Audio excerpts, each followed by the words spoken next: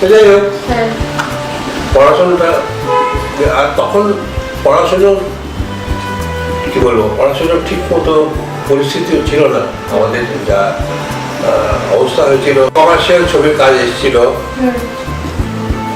তার মধ্যে একটা হচ্ছে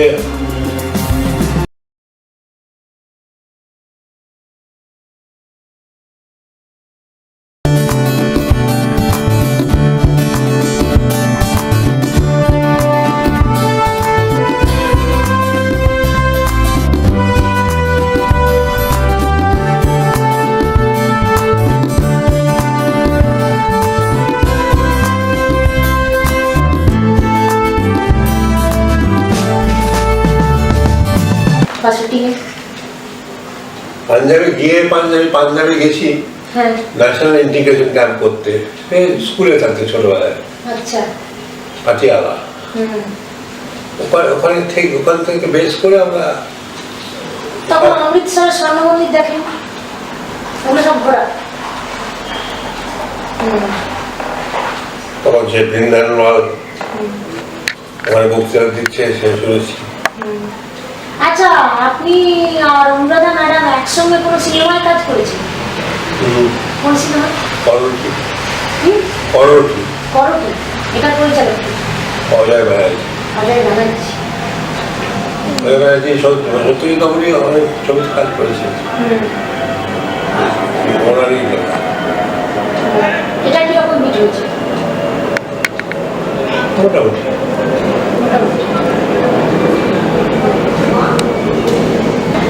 মানে যে ধরনের মেয়ে করে তাদেরকে আপনি মানে কিছু মেসেজ দিতে চান যে আপনারা যে ধরনের করেছেন তার মধ্যে ভালো খারাপ, এদের ভালো খারাপ?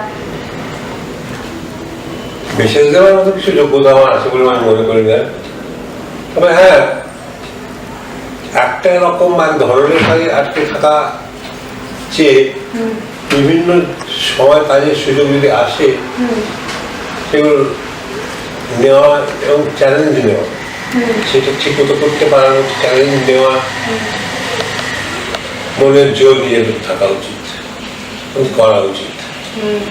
পিছিয়ে আসাটা মোটামুটি হয়, ভুল হবে।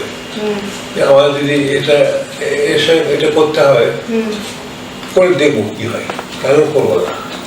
আচ্ছা, মনে করুন এখন যদি আবার 18 বছর বা 20 বছর বয়স ফিরে পেতেন, তাহলে আপনি কি করতে চাইতেন?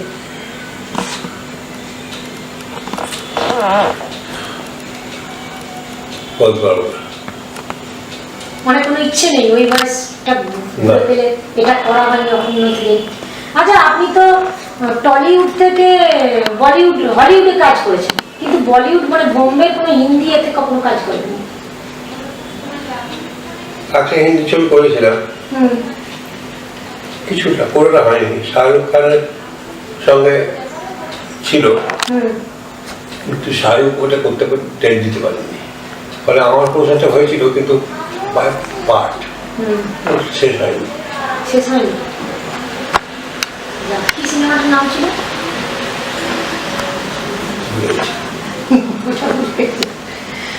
আচ্ছা,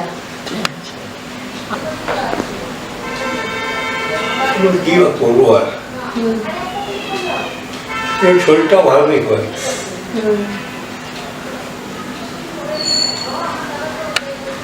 হ্যাঁ, যখন শুটিং থাকে থাকে না, তখন দেখা হয়। অবসর সময় কাটান কি করে দিলেন? অবসর বেড়াতে যাই। বেড়াতে যান? কোথাও কোথাও গেছেন মোটামুটি? অনেক জায়গায় গেছি, নেপাল, ভুটান, সুযোগ হয় না।